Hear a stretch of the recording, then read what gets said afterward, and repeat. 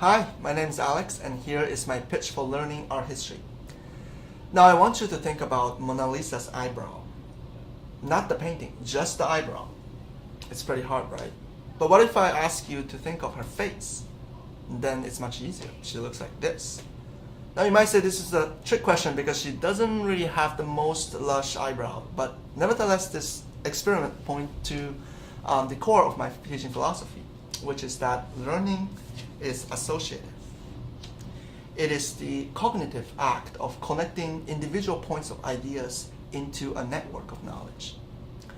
Now, studies show that our brain acquires, retains, and recalls information much better if we glue them into clusters. In other words, we learn better by drawing connections or by association. Modeling after this tendency of a brain, I'm currently designing a web-based assignment for a Chinese art history course where students approach art through practice of cognitive association.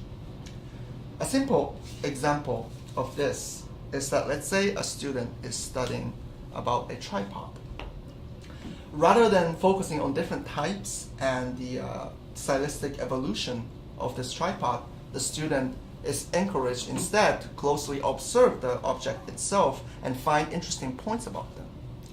Based on his findings or her findings, the student will create what is called the tag. Now this is really key because this is the linkage through which students will be able to connect the tripod with other objects. Let's take an example with bronze. So through the tag of bronze, the student will be able to link the tripod with other bronze objects, such as the sword or bronze mirrors in ancient times. Now here we have a miniature network of early Chinese artworks made of bronze, linked together by the tag bronze. In actual teaching, students will repeat this exercise in larger scales and log their results into the website. The collective logs will organically develop into a network of Chinese art history. And the idea is that the students will be able to enter from any point of interest or any tags and then explore the network freely.